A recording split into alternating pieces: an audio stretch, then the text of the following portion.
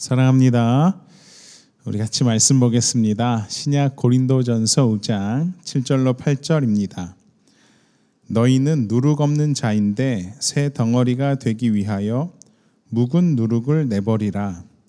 우리의 유월절 양 곧 그리스도께서 희생되셨느니라. 이러므로 우리가 명절을 지키되 묵은 누룩으로도 말고 악하고 악의에 찬 누룩으로도 말고 누룩이 없이 오직 순전함과 진실함의 떡으로 하자. 아멘. 사랑합니다. 오늘도 성령님께서 깨닫게 하시고 진리로 인도해 주실 줄 믿습니다. 시작하기 전에 조금 조심스러운데요. 지금 우리가 고린도전서를 보면서 행함이 있는 믿음을 강조했습니다. 기억나시죠? 믿음이란 순종하는 믿음이고 그렇게 결론이 있는 믿음이어야 합니다. 이런 의미에서 지난 시간에 지금 고린도 교회에 나타난 음행에 대한 문제에 대해 말씀드렸는데요. 하나님의 집 곧 베데리오, 성령이 거하시는 전 곧 성전인 성도들의 삶의 음행 곧 근친상간은 안 된다였습니다. 그건 회개해야 하죠. 그런 일이 없다라는 것이 아니라 성도들 가운데 그런 일이 있다 할지라도 회개하고 돌이켜야 한다가 바울의 권면이었습니다.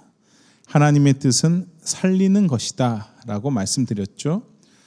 그러나 행함이 있는 믿음을 또 강조하다 보면 은혜로 구원받는다고 하는 이 놀라운 복음의 은혜를 우리는 가끔 오해하곤 합니다.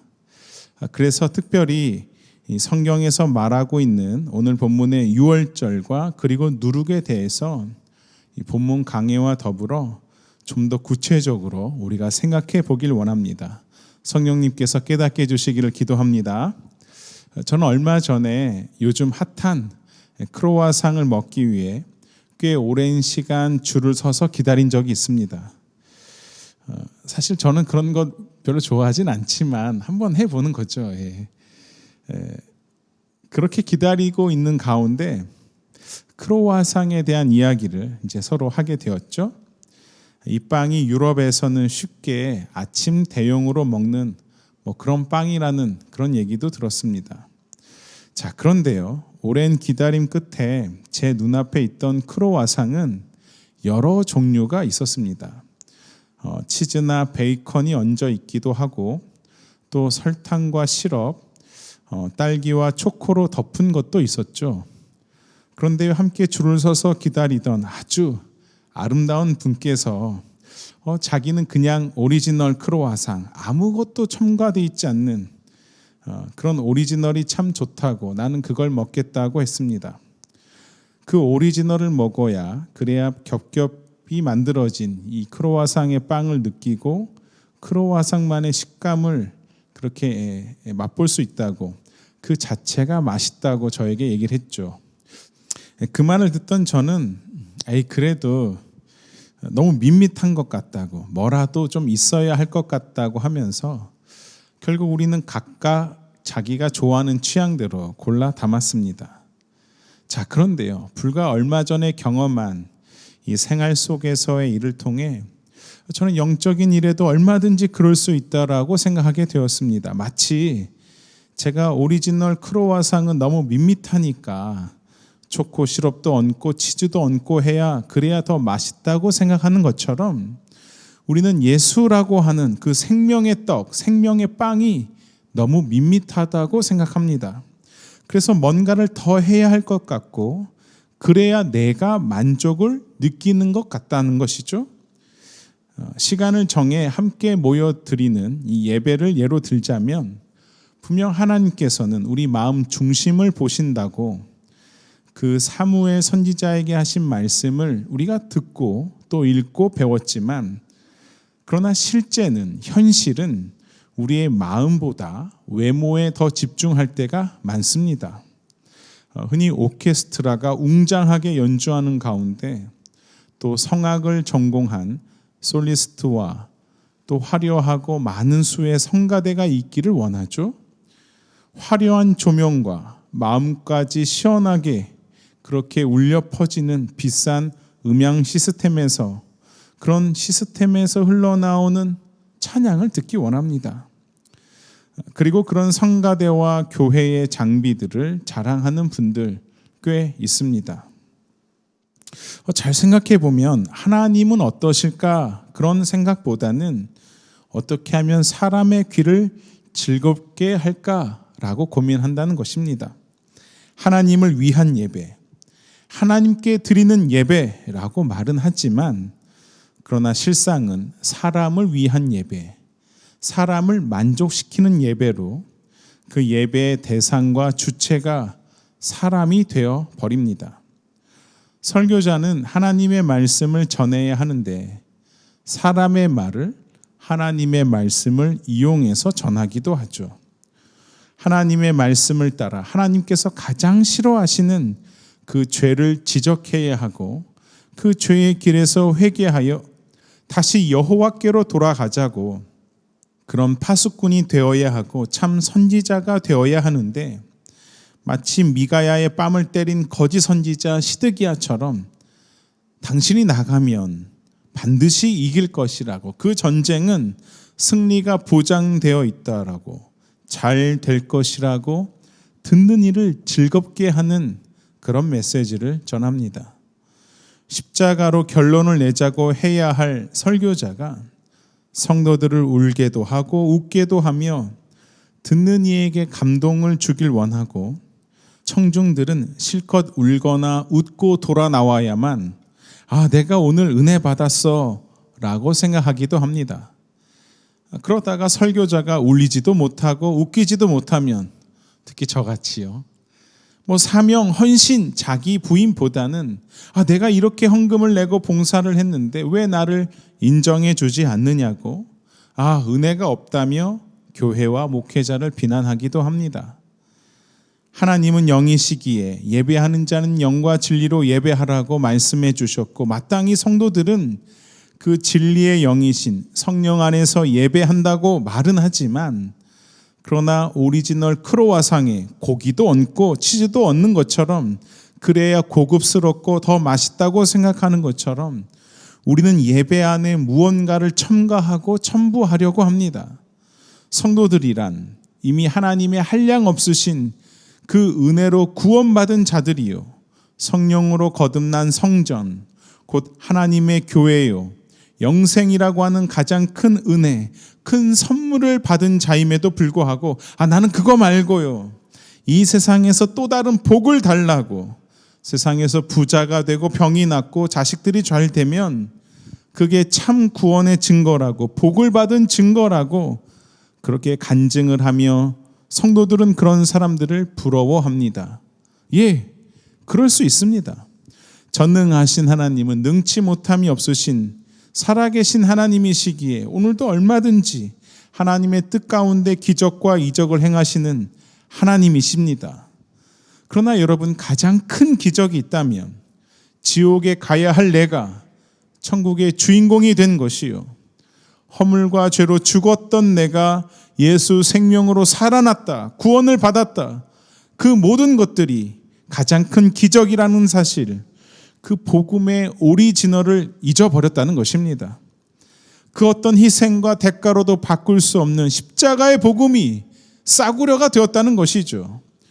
우리의 구원은 오직 은혜로 인하여 하나님께서 선물로 주신 것이라고 하도 들어서 우리는 그 하나님께서 주신 완전하고 완벽한 그 복음에다가 내가 무언가를 더 첨부하려고 한다는 것입니다. 신약 시대의 거짓 선지자들처럼, 거짓 교사들처럼 할례를 받아야 해, 절기를 지켜야 해, 율법을 지켜야 해, 주님께서 자기 생명값으로 주신 복음에 어떤 행위를 더함으로 구원이 완성된다고 생각합니다. 정말 그럴까요? 초대 교회에 이런 문제들이 있었습니다. 분명 구원이라 함은 예수 그리스도의 십자가의 은혜로만 얻는 것임에도 불구하고 교회 안에서는 할례, 곧 율법을 강조했다는 것이죠. 예를 들어보죠. 오늘날 세례를 받아야만 구원을 받나요? 천주교에서는 세례를 받아야 구원받는다고 합니다. 그래서 천주교에서 세례를 받을 때 많은 사람들이 울죠. 나는 이제 지옥 가지 않아. 그게 너무 고맙고 감정이 격해져서 웁니다. 자, 천주교 교리는 그렇다 하더라도 기독교는 다릅니다. 여러분 생각에 정말 할례, 곧 오늘날 의미로 말하자면 세례를 받지 않으면, 내가 말씀대로 살지 않으면 그러면 구원을 못 받을까요? 초대교회 때 이런 일이 실제 있었습니다. 사도행전 15장 1절, 어떤 사람들이 유대로부터 내려와서 형제들을 가르치되 너희가 모세의 법대로 할례를 받지 아니하면 능히 구원을 받지 못하리라. 자, 초대교회 성도들, 특히 이방인 기독교인들은 예수 그리스도의 복음은 정말 좋은데, 그러나 내가 교회 공동체의 일원이 되는 것은 쉽지 않았습니다. 왜냐하면 어린 나이도 아니고 이미 성인이 되었는데 내가 기독교인으로 살기 위해서는 할례를 받아야 한다고 하니, 그래야만 구원을 받는다고 하니 고민이 되었다는 것입니다. 더군다나 여성들 나름대로 고민이 되었던 거죠. 그 중에서 이렇게 부추기는 사람들도 있었습니다. 야, 물론 예수 그리스도를 믿음으로 구원을 받지만 그래도 너도 뭔가 해야 하지 않겠니? 야, 아브라함도 늙었지만 할례를 받았잖아. 좀 힘들어도, 야, 아픈 거 알고 네가 좀 어른인 거 알지만 그래도 우리 멤버에 들어오려면 할례를 행하고 율법을 지켜야 해 라고 말입니다. 사도행전 15장 5절, 바리새파 중에 어떤 믿는 사람들이 일어나 말하되 이방인에게 할례를 행하고 모세의 율법을 지키라 명하는 것이 마땅하다 하니라. 자, 만약 오늘날 이렇게 말하는 교회가 있다면 여러분은 어떻게 하시겠습니까? 자, 기독교인이 되기 위해서, 진짜 구원을 받기 위해서는 세례를 받아야 하고 율법을 지켜야 합니다.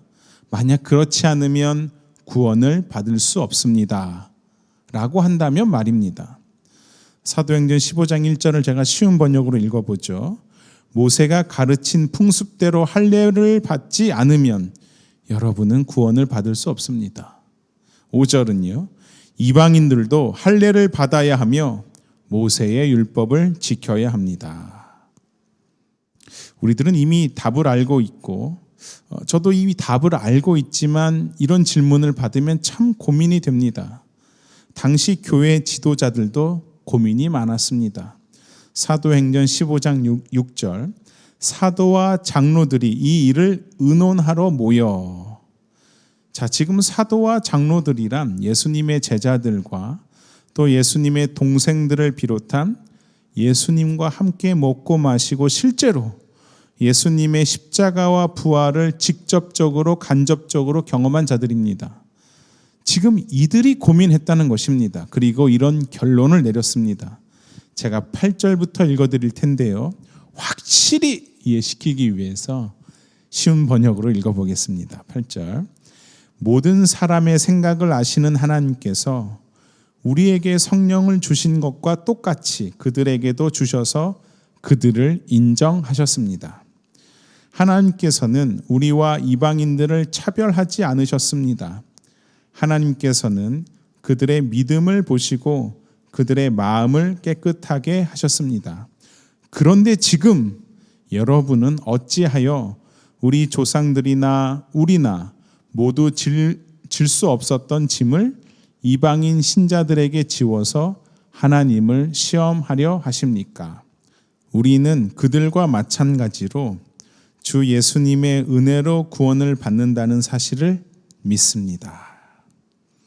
그렇습니다. 조상들도 그리고 우리도 감당하지 못한 짐을 왜 이방인에게 지워서 구원을 거저 주신 그 하나님을 시험하려고 하느냐고, 믿음으로 구원하신 하나님을 시험하려 하느냐고 라고 결론 내립니다.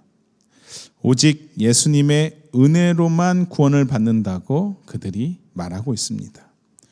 결국 할례를 행해야 한다, 율법을 지켜야 한다는 것은 그건 예수님의 십자가는 불완전하다는 것이고 그게 하나님을 시험하는 것, 죄라고 하는 것이죠. 그건 내가 하나님을 이겨서 내 힘으로 얼마든지 구원을 이룰 수 있다고 하는 것, 내가 선악과를 먹어 하나님이 되어 보겠다고 하는 아담의 실체고, 바벨탑을 높이 쌓아 하나님의 심판에서 이겨보겠다고 하는 죄인들의 모습이 바로 그들의 모습이었다는 것입니다. 그럼에도 여전히 할례를 행하고 율법을 지킴으로 구원을 이룰 수 있다고 어디에서요? 교회에서 가르쳤다는 것입니다. 이걸 다른 복음이라고 바울이 말합니다. 갈라디아서 1장 6절에 그리스도의 은혜로 너희를 부르신 이를 이같이 속히 떠나 다른 복음을 따르는 것을 내가 이상하게 여기노라. 다른 복음은 없나니 다만 어떤 사람들이 너희를 교란하여 그리스도의 복음을 변하게 하려 함이라. 그러나 우리나 혹은 하늘로부터 온 천사라도 우리가 너희에게 전한 복음 외에 다른 복음을 전하면 어떻게 된다고요? 저주를 받을지어다. 그래서 오리지널에 뭘 첨가하면 안 되는 것이고 그건 하나님께 저주를 받게 되는 죄라고 지금 바울이 말합니다. 그래서요, 저는요, 제 자신이 하나님께 저주를 받지 않기 위해 정말 어떻게든 조심조심하면서 십자가만 영화롭게 하려고 하는데요, 그래도 사람들이 오해를 한다는 것이죠. 야, 그래도요, 오리지널에 뭔가 더 해야 맛있다고 말입니다. 그러나 다른 복음은 없는 것입니다. 할렐루야. 다시 말해 십자가의 복음에 그 어떤 것도 더해지거나 뺄 수 없는 것입니다. 저는 은혜로 구원받았으니까 이제 죄도 짓고 마음껏 살아도 됩니다라고 여러분에게 방종을 조장하는 것이 아니라 복음을 정확히 알아야 한다, 진리가 결론이 되어야 한다 말씀드리는 것입니다. 서두에 말씀드린 것처럼 음행은, 근친상간은 안 된다입니다. 나는 구원받았으니까 내 마음대로 살아야지, 그건 안 된다입니다. 그런 죄 가운데 있다면 회개하고 돌아서야 합니다. 할렐루야. 깨달아지시길 축복합니다. 그래서 믿음은 행함이 있는 믿음이고 순종이 있는 믿음이고 결론이 있는 믿음이지만 우리가 고백할 때는 이 모든 것이 하나님의 전적인 은혜요, 오직 은혜로 구원을 받는다고 하는 이 놀라운 고백이 우리 입에 흘러나오는 것입니다. 갈라디아서 2장 16절, 사람이 의롭게 되는 것은 율법의 행위로 말미암음이 아니요 오직 예수 그리스도를 믿음으로 말미암는 줄 알므로 우리도 그리스도 예수를 믿나니 이는 우리가 율법의 행위로서가 아니고 그리스도를 믿음으로써 의롭다함을 얻으려 함이라. 율법의 행위로서는 의롭다함을 얻을 육체가 없느니라. 21절, 내가 하나님의 은혜를 패하지 아니하노니 만일 의롭게 되는 것이 율법으로 말미암으면 그리스도께서 헛되이 죽으셨느니라. 십자가라는 오리지널에 그 어떤 우리의 행위도 더해질 수 없는 것입니다. 하나님 나라는 믿음으로 가는 나라, 거듭나면 가는 나라, 하나님 나라인 줄 믿습니다. 그 하나님의 은혜에 내가 뭔가 더 하려고 하는 것, 주님께서는 이걸 누룩이라고 하셨죠. 누가복음 12장 1절. 그동안에 무리가 수만 명이 모여서 서로 밟힐 만큼 되었더니 예수께서 먼저 제자들에게 말씀하여 이르시되 바리새인들의 누룩 곧 외식을 주의하라. 누룩은 곧 외식. 그렇죠? 누룩이 뭐라고요? 외식이라고요. 자, 이 말씀이 누가복음에 있는데요. 그렇다면 지금 누가복음에 나타난 외식 한 부분만 제가 찾아보겠습니다.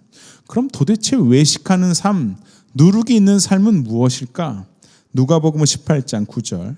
또 자기를 의롭다고 믿고 다른 사람을 멸시하는 자들에게 이 비유로 말씀하시되 10절. 두 사람이 기도하러 성전에 올라가니 하나는 바리새인이요 하나는 세리라. 바리새인은 서서 따로 기도하여 이르되 하나님이여 나는 다른 사람들 곧 토색, 불의, 간음을 하는 자들과 같지 아니하고 이 세리와도 같지 아니함을 감사하나이다. 나는 일에 2번씩 금식하고 또 소득의 11조를 드리나이다.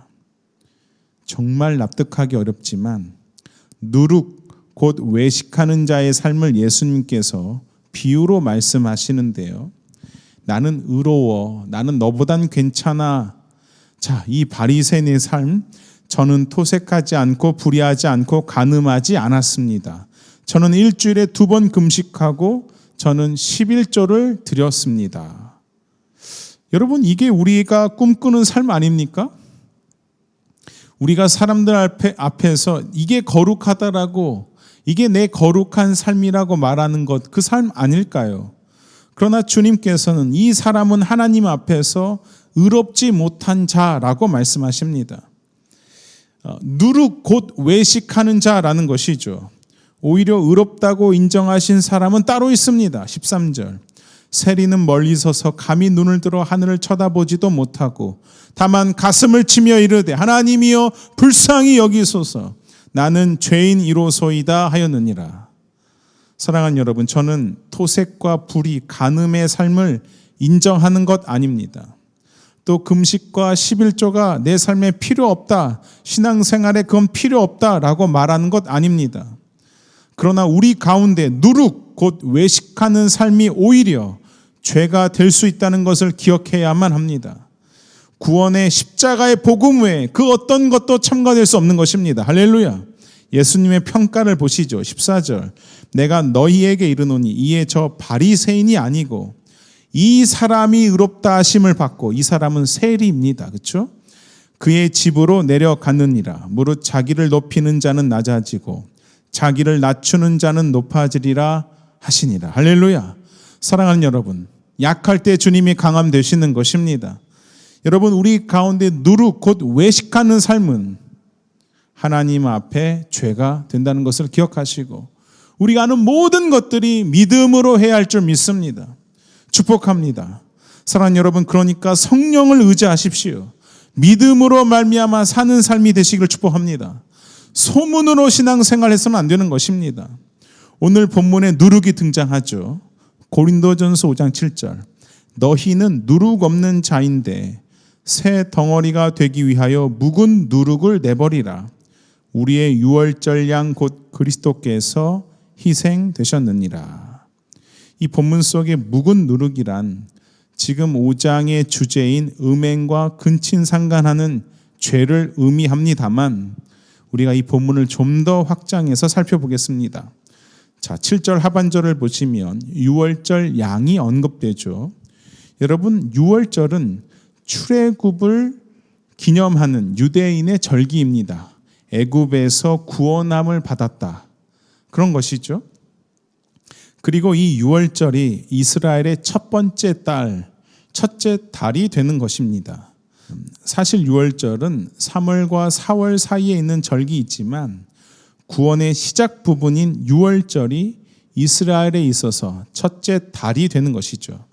이 유월절 절기는 예수님의 십자가의 죽음을 통해 죄와 사망에서 구원함을 받게 된 예수님을 예표하고 상징합니다. 처음부터 끝까지 다 예수님입니다. 따라서 유월절에 이스라엘 백성들이 잡아서 그 피를 발랐던 어린 양은 세상 죄를 짊어지신 유월절에 십자가에 달리신 예수님을 예표하고 상징하죠. 요한복음 1장 29절. 이튿날 요한이 예수께서 자기에게 나오심을 보고 이르되 보라, 세상 죄를 지고 가는 하나님의 어린 양이로다. 그런데요, 이 유월절에는 이 점도 없고 흠도 없는 양을 잡아 머리와 내장까지 완전히 다 먹어야 했습니다. 그리고 남은 것은 아침이 오기 전까지 모두 태우라고 명령하시죠. 이건 유월절의 어린 양 대신 예수 그리스도의 순환과 온전한 죽음을 상징합니다. 자, 그런데요, 이스라엘 백성들은 이 유월절에 이 어린 양뿐 아니라 무교병과 쓴나물을 함께 먹어야 했습니다. 출애굽기 12장 8절부터 제가 읽어드리면 그 밤에 그 고기를 불에 구워 무교병과 쓴나물과 아울러 먹되 날것으로나 물에 삶아서 먹지 말고 머리와 다리와 내장을 다 불에 구워 먹고 아침까지 남겨두지 말며 아침까지 남은 것은 곧 불사르라. 이 무교병이 바로 누룩이 없는 떡입니다. 오늘 본문에 나타난 거죠. 보통 유대인들은 누룩이 들어간 유교병을 먹었습니다만, 그러나 유월절에는 하나님께서 누룩이 들어가지 않은 무교병을 먹으라고 말씀하십니다. 당시의 이유를 들자면 누룩을 넣어서 반죽을 부풀릴 시간도 없이 유월절 사건이 긴급했기 때문입니다. 그러나 하나님께서는 이제 출애굽하여 얼마든지 누룩을 넣어서 부풀릴 그런 충분한 시간이 있음에도 불구하고 너희가 유월절 절기를 지킬 때는 누룩이 없는 무교병을 먹어야 한다라고 말씀하시죠. 왜냐하면 이 누룩이 죄를 상징했기 때문입니다. 결국 어린 양의 피로 구원함을 받은 하나님의 백성들이란 죄와 더불어 죄를 먹고 마시는 그런 죄와 더불어 살아가는 인생이 더 이상 아니다라는 것을 이 누룩이 없는 무교병을 먹음으로써 하나님께서 가르치셨다는 것이죠. 아, 맞아. 나는 죄에서 구원을 받은 하나님의 백성이지 라는 것을 온 감각을 통해 깨닫고 배우는 것, 그게 무교병을 먹는 것이었습니다. 누룩이 없는 무교병을 먹는다는 것은 저와 여러분들이 세상 죄를 지고 가신 어린 양 되시는 예수님으로만 구원을 받은 자들이며 이제부터는 누룩이 없는 곧 죄와 관계없는 삶을 살아야 한다. 그런 삶의 자세를 내포하고 있는 것입니다. 내가 무교병을 먹는다는 것은 내가 죄와는 더 이상 함께하지 않을 거야 라는 삶의 자세를 내포한다는 것이죠. 그런가 하면 하나님께서는 무교병과 더불어서 쓴나물을 함께 먹으라고 명하셨는데요. 이 쓴나물이란 애굽이 상징하는 그 세상에서 성도가 겪는 고난과 수치를 의미합니다. 성도는 어린 양과 무교병 그리고 쓴나물을 함께 먹으면서 세상에서의 고난과 수치 가운데 그 가운데서 구원해 주신 하나님의 한량 없으신 사랑을 눈으로 보고 냄새를 맡고 입으로 먹으면서 그 은혜를 깨닫고 배웠던 것, 그것이 유월절에 무교병과 쓴나물을 함께 먹어라입니다. 자, 무엇과 함께 먹어라? 유월절 어린 양과 함께 먹어라입니다. 그러니까 이 모든 구원은 유월절 어린 양으로만 된다가 바로 이 유월절 절기라는 것입니다. 자, 이런 의미에서 어렵지만 자, 다시 7절을 제가 읽어보겠습니다. 너희는 누룩 없는 자인데 새 덩어리가 되기 위하여 묵은 누룩을 내버리라. 우리의 유월절 양 곧 그리스도께서 희생되셨느니라. 자, 이제 여러분 답해 보시죠. 유월절 어린 양은 누구시라고요? 예수 그리스도. 그렇다면 오늘날 유월절 절기를 지키면서 어린 양을 잡을 필요가 있을까요? 없을까요? 예, 없죠. 이미 아파트가 지어지면 모델 하우스는 필요 없는 것처럼 유월절 어린 양 되시는 예수 그리스도께서 십자가에 죽으셨으니 이 유월절 절기라는 의미는 있지만 그 절기를 지키며 양을 잡는 것은 의미가 없는 것입니다. 사랑하는 여러분, 예수 그리스도께서 저와 여러분의 쓴나물을 모두 짊어지시고 유월절 어린 양이 되셔서 십자가에 죽으심으로 저와 여러분의 묵은 누룩을 다 가져가셨습니다. 할렐루야. 저와 여러분을 누룩이 없는 무교병으로 주님께서 만들어 주신 것입니다. 이거 완전히 새롭게 된 것이죠. 물이 변하여 포도주가 된 것처럼 누룩으로 가득했던 유교병이었던 우리가 누룩이 사라진 무교병이 되어버렸습니다. 따라서 이제는 누룩 없는 자답게, 다시 말해 죄가 없는 자답게 순전함과 진실함으로 살아야 한다. 그것이 지금 바울이 말하는 것이죠. 8절. 이러므로 우리가 명절을 지키되 묵은 누룩으로도 말고 악하고 악에 찬 누룩으로도 말고 누룩이 없이 오직 순전함과 진실함의 떡으로 하자. 여러분 잘 이해하셔야 합니다. 이 말이 할례를 받아야 하고 세례를 받아야 하고 모세의 율법을 지켜야 한다는 말이 아닙니다. 우리는 계속해서 점도 없고 흠도 없는 어린 양이 되시는 누룩이 없는 무교병이 되시는 참 생명의 떡이 되시는 예수님을 먹어야 한다라는 것이죠. 이 세상에 누룩이 전혀 없는 나는 하늘에서 내려온 생명의 떡이라고 말씀하신 그 예수를 먹고 살아야 한다는 것이고, 이걸 순전함과 진실함으로 성숙되어야 한다라고 하는 것입니다. 오늘 우리는 유월절 어린 양이 되시는 예수 그리스도로 구원받은 것, 거기서 끝나는 것이 아니라 계속해서 그 어린 양을 먹고 생명의 떡이신 예수를 먹어서 마침내 그리스도의 장성한 분량에 이르러야 한다는 것입니다. 그래서 오늘도 우리가 달려가야 합니다. 할렐루야. 출애굽기 12장 11절. 너희는 그것을 이렇게 먹을지니 허리에 띠를 띠고 발에 신을 신고 손에 지팡이를 잡고 급히 먹으라. 이것이 여호와의 유월절이니라.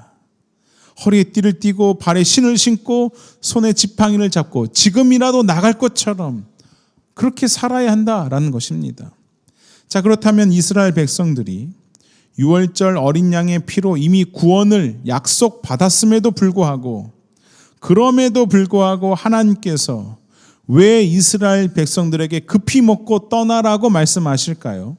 우리는 잘 알고 있습니다. 이들이 유월절 어린 양과 무교병과 쓴나물을 급히 먹고 가야 할 곳은 가나안 땅입니다. 최종 목적지가 가나안 땅이라는 것입니다. 이 가나안은 하나님이 다스리는 나라, 공의가 강물처럼 정의가 물처럼 흐르는 나라, 우리가 마침내 가게 될 새 하늘과 새 땅이죠. 요한계시록 21장 1절. 또 내가 새 하늘과 새 땅을 보니 처음 하늘과 처음 땅이 없어졌고 바다도 다시 있지 않더라. 우리가 가야 할 곳이 바로 그곳입니다. 우리가 예수 그리스도를 믿고 정착하며 살아야 할 곳은 이 세상이 아닌 것입니다. 우리가 마침내 가야 할 곳은 하나님 나라, 그 가나안을 향해 가는 것입니다. 하나님 나라를 가기 위해서 유월절 어린 양의 피로 살아난 이스라엘 백성들이 반드시 지나야 하는 곳이 있죠. 홍해와 광야입니다. 이 이스라엘 백성들이 유월절 어린 양의 피로 살아남았지만, 구원을 받았지만, 그러나 그들이 정착해야 할 곳은 애굽 땅이 아니었습니다. 세상이 아니었다는 것이죠. 그 애굽을 떠나서 홍해를 건너야 했고 반드시 광야를 통과해야만 가나안 땅에 가는 것입니다. 이에 성도란 홍해를 건너 광야에서 죽습니다. 그렇게 옛사람은 죽고 새사람이 되어서 마침내 가나안 땅에 들어가게 되죠. 출애굽기 사건을 보면 60만 명이 광야에서 모두 죽고 여호수아를 필두로 하여 새 사람 60만 명이 가나안에 들어가게 됩니다. 여러분, 이 여호수아라는 이름이 바로 예수라는 이름입니다. 그렇게 옛사람은 홍해를 지나 광야에서 죽고 새 생명을 가진 새 사람이 예수와 함께 가나안, 곧 새 하늘과 새 땅의 주인공이 된다는 것입니다. 예수의 이름 외에 구원의 다른 이름을 주신 적이 없습니다. 할렐루야. 사도행전 4장 12절. 다른 이로서는 구원을 받을 수 없나니 천하 사람 중에 구원을 받을 만한 다른 이름을 우리에게 주신 일이 없음이라 하였더라. 그래서 여호수아라는 그 이름 자체가 예수라는 뜻이고, 예수님을 예표하는 인물이 여호수아이기 때문에 갈렙이 아니라 여호수아가 앞장서서 새 사람 60만 명이 가나안에 들어가게 되는 것입니다. 자, 이 여호수아 곧 예수가 의지했던 것이 무엇입니까? 이 세상의 힘이나 경험이나 세상의 지식과 지혜를 의지했습니까? 오직 하나님이십니다. 할렐루야.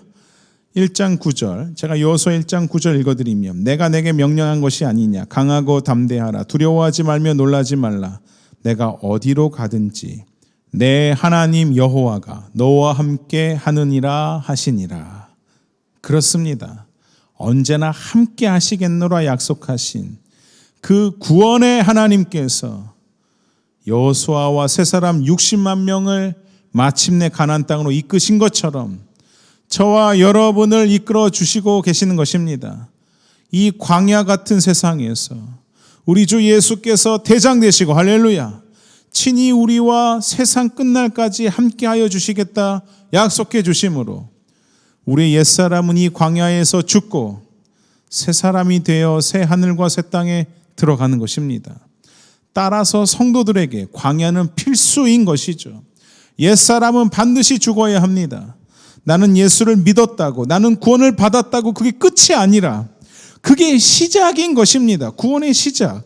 오히려 성도는, 교회는 유월절 어린 양이신 예수로 구원을 받았고, 할렐루야, 새 하늘과 새 땅에 지금도 들어가고 있으며 마침내 점도 없고 흠도 없는, 누룩이 전혀 없는 예수님을 닮아가는 이 광야가 끝나면 새 사람이 되어 하나님 나라에서 부활하는 것입니다.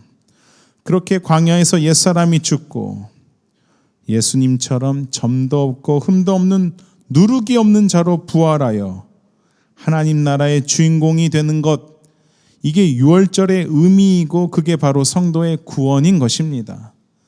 분명 할례나 세례, 모세의 율법으로 구원을 받는 것이 아니라 오직 예수로만 구원을 받지만, 그러나 성도들의 삶에는 이 무교병과 같은 삶, 곧 누룩이 없는 삶이 필수이고 쓴나물과 같은 고난과 수치를 당하는 것이 당연한 것입니다. 무교병을 먹고 쓴나물을 어린 양 되시는 예수와 함께 먹고 사는 것입니다. 그 광야 같은 세상에서 하나님의 백성으로 성숙한 자로 예수와 같이 부활하여 하나님 나라에 새 하늘과 새 땅의 주인공이 되는 것 전체가 우리의 구원인 것이죠. 그래서 구원의 세 가지 시제, 우리는 이미 구원받았고 지금도 구원을 받고 있으며 마침내 구원을 받게 되는 이 놀라운 영혼 속에서 우리가 바로 오늘을 살아가는 것입니다. 따라서 예수님이야말로 유월절 어린 양이시며 누룩이 전혀 없으신 생명의 떡, 하늘에서 내려온 떡 그 자체이시기에 성도는 이 어린 양과 무교병이신 예수님처럼 나도 누룩이 없는 삶, 점과 흠이 없는 삶, 그러한 거룩한 삶을 추구해야 한다는 것입니다. 그게 8절, 다시 읽어드리죠. 이러므로 우리가 명절을 지키되 묵은 누룩으로도 말고 악하고 악에 찬 누룩으로도 말고 누룩이 없이 오직 순전함과 진실함의 떡으로 하자. 조금 이해가 가시나요? 오늘 좀 많이 어렵긴 한데 조금만 더 해보죠. 8절, 이러므로 우리가 명절을 지키되 라고 기록되어 있는데요. 이 명절은 유월절 다음 날부터 7일간 이어지는 무교절을 의미합니다. 자, 그렇게 유월절과 무교절이 이어져 있죠. 유월절 다음 날부터 7일 동안이 바로 무교절입니다. 이 무교절은 말 그대로 무교병을 먹는다라는 것입니다. 그런데 이 무교절 중간에 첫 이삭 드리는 날이 있습니다. 잘 들어보세요. 유월절이 금요일이고 그 다음 날부터 무교절이니까 바로 토요일이죠. 토요일부터 7일 동안 무교절이 시작됩니다. 당시에는 토요일이 안식일이었고요. 그 다음날 무교절, 그 다음날 첫 이삭을 드립니다.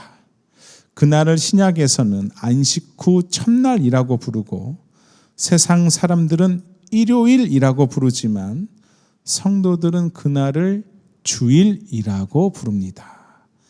결국 유월절에 한 알의 밀알이 되어 죽으신 우리 주님께서 안식 후 첫날 부활하여 부활의 첫 열매, 첫 이삭이 되셨다라는 것인데요.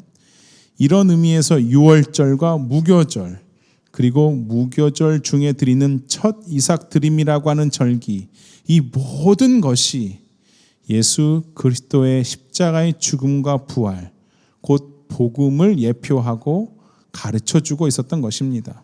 우리 주님 이렇게 말씀하시죠. 요한복음 12장 24절, 내가 진실로 진실로 너에게 이르노니 한 알의 밀이 땅에 떨어져 죽지 아니하면 한 알 그대로 있고 죽으면 많은 열매를 맺느니라. 이렇게 말씀하신 주님께서는 유월절에 장사되어 그렇게 땅에 떨어져 죽으심으로 사흘 만에 즉 안식 후 첫날 부활하셨습니다. 할렐루야. 부활의 첫 열매, 첫 이삭이 되셨죠. 고린도전서 15장 20절, 그러나 이제 그리스도께서 죽은 자 가운데서 다시 살아나사 잠자는 자들의 첫 열매가 되셨도다. 사랑하는 여러분, 예수께서 안식 후 첫날 곧 주일에 부활하심을 믿고 고백함으로 교회는 이제 토요일 안식일을 지키는 것이 아니라 안식 후 첫날 곧 주일에 모여 바로 내가 그 복음의 주인공이라고 하나님의 은혜에 감사하고 구원을 노래하고 예배드리는 줄 믿습니다. 오늘 본문이 바로 그 얘기를 하는 것입니다.